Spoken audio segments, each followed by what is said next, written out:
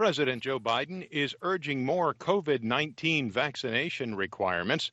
AP's Sagar Magani reports. Vaccination requirements work. The president had ruled out such mandates before taking office, but some 67 million Americans remain unvaccinated. That's why I've had to move toward requirements that everyone get vaccinated, where I had the authority to do that. That wasn't my first instinct. In the coming weeks, more than 100 million Americans will be subject to vaccine requirements he's already ordered.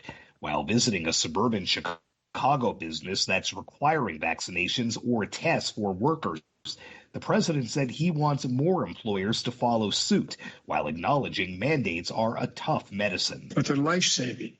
They're game-changing for our country. Sagar Magani, Washington. San Francisco Bay Area County health officials are laying out the conditions they say must be met before they can lift the region-wide face mask requirement for many indoor public places. AP's Jennifer King reports. Public health officials in the Bay Area say they'll ease indoor masking requirements for certain indoor public settings, including offices, gyms, college classrooms, and churches, once counties reach low COVID-19 case rates, continuously low hospitalization rates, and 80% of the total population is fully vaccinated. Because that rate includes children, officials say it could be a while before people can start taking their masks off. San Francisco Mayor London Breed says her city will be lifting some indoor mask requirements on October 15th. Bay Area counties have among the highest vaccination rates, and cases have been declining. I'm Jennifer King. The number of Americans applying for unemployment benefits fell last week. The Labor Department said that unemployment claims were down by 38,000 to 326,000, the first drop in 4 weeks. The U.S. Central Intelligence Agency says it's creating a top-level working group on China. AP's Ben Thomas reports. CIA Director William Burns calls China the most important geopolitical threat of the 21st century. Now the agency is creating a China Mission Center, part of a broad government effort focused on countering Beijing's influence. The Biden administration has warned of what it describes as rising Chinese aggression on a range of security and economic issues. At the same time, it sought common ground with Beijing on issues like climate change and North Korea. The CIA says it will ramp up efforts to recruit Chinese speakers. It's also creating a mission center focusing on emerging technologies in global issues such as climate change and global health.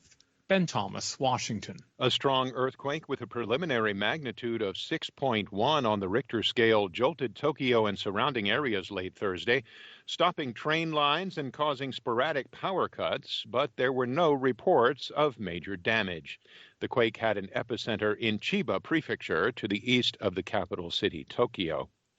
Earthquakes are common in Japan, one of the world's most seismically active areas. The country accounts for about 20% of the world's tremblers of magnitude 6 or greater. Former President Donald Trump plans to invoke executive privilege in the House investigation of the January 6th Capitol riot. AP's Ed Donahue reports. A person who has seen it tells the AP a letter sent by lawyers for the former president says he plans to invoke privileges meant to protect presidential communications from being shared with Congress. It could prevent testimony from one-time aides. House Democrats are looking into the roles of Donald Trump and his allies leading up to the riot. Because Trump no longer is in office, he cannot directly assert privilege to keep witnesses quiet or documents out of the hands of Congress. Ali Alexander and Nathan Martin have been subpoenaed. Alexander claims lawmakers helped him plan the rally held before the riot. Ed Donahue, Washington. British-based Tanzanian writer Abdul Razak Gurna, whose experience of crossing continents and cultures has fed his novels about the impact of migration on individuals and societies, won the Nobel Prize for Literature on Thursday. The Swedish Academy said the award was in recognition of Gurna's uncompromising and compassionate penetration of the effects of colonialism and the fate of the refugee. Gurna, who recently retired as a professor of post-colonial literatures at the University of Kent, got the call from the Swedish Academy in the kitchen of his home in southeast England and initially thought it was a prank.